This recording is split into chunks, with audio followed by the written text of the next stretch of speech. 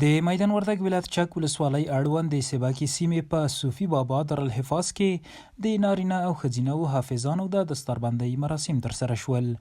په دغه غونډه کې د هیواد علماو د قرآن کریم د فضیلت په اړه هر اړخیزې ویناوې وکړې.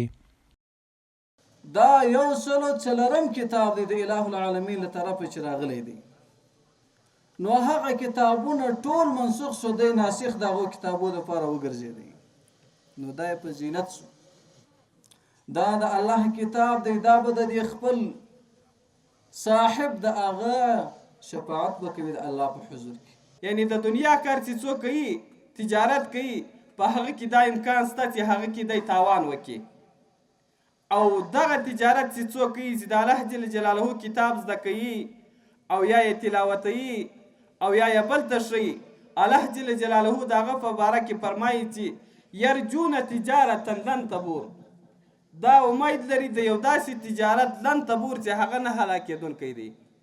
یعنی دنیوي تجارت کې امکان لري چې دا سړی دیوالی سي، او دغه داسې تجارت دی الله جل جلاله په خپله فرمایي چې لن تبور، چې دا به هیڅ کله ملاک نسی. قرآن درملنه ده، قرآن علاج دی، قرآن دوایی ده د زړونو د مرض دپاره. وهدى ورحمة للمؤمنین، قرآن کریم هدایت دی، قرآن کریم لارښود دی، او قرآن کریم رحمت دی لپاره د مؤمنانو. د میدان وردګ ولایت د پوهنې ریاست مرستیال وویل چې په تیرو 3 کلونو کې سلګونه مدرسې او دارالحفاظونه جوړ شوي دي.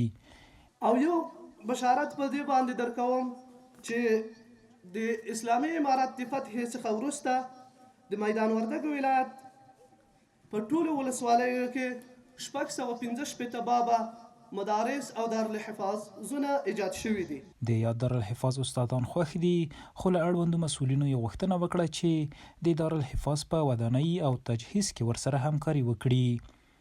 اسلامي امارت نه غوښتنه دا ده چې د موږ اتاکو کمبود خو په ټیټه سویه دي، بیخي کم دي، او استادان هم یو هم نه دي رسمي، فعلا داس فی سبیل الله مواقع ده، او فی سبیل الله هر استاد درس ورته وایي، او د اتاکو کمبود ته استادان باید رسمي کو، موږ ته دارالحفاظ ته بستنه راکړو چې استادان هم رسمي شي او د موږ دارالحفاظ نورم پرمختګ وکړو. اسلامي امارت نه موږ غوښتنې ډېرې لرو، خو د هغې څخه موږ یوه غوښتنه دا ده چې دی موږ سره په هر بخش کې همکاري وکړو، چې د هغې همکاریو ته موږ اړتیا لرو، چې هغه اړتیا یې دغه ده چې موږ ورته لرو چې موږ ته د استادان رسمي کا، او موږ نور استادانو ته ضرورت لرو، او د موږ سره د همدغه رقم د اتاکونو په باره کې، یعنی د تعمیر په باره کې به مرسته وکړو، د هغې دپاره موږ اړتیا لرو. د سیمې اوسیدونکي هم له مسؤلینو څخه غواړي چې د دې دارالحفاظ په پراختیا کې ورسره مرسته وکړي. موږ ډېر خوشحاله یو د امارت نه چې موږ ته د دارالحفاظ پال کړی دی، او د موږ اتاکونه هغه دي په تنګ دي، باید موږ ته نور اتاکونه جوړ کړو. دومره توفیق د موږ اولادو ته ورکړه، په دغه کلي کې دغه نجونو یا هلکانو حافظانو ته دومره توفیق ورکړه چې قرآن کریم یې حفظ کړه او خپلو سینو کې ځای په ځای کړه. د الله پاک نه ډېر خوشحاله یو، ډېر منندوی. د اسلامي امارت هم دا غوښتنه ده چې موږ ته دلته د موږ د دارالحفاظ اتاکونه ډېر کم دي، چې موږ ته یو څو اتاکونه تعمیر جوړ کړو، مثلا اتاکونه ورته پراخه کړو چې دغه دارالحفاظ نور هم پراخي وکړو، او رسمي استادان موږ ته معرفي کړو. دا په داس حال کې ده چې د سرپرست حکومت له راتګ راهیسې په هیواد کې د دیني مدرسو او دارالحفاظونو پر لور د ځوانانو علاقمندي زیاته شوې ده.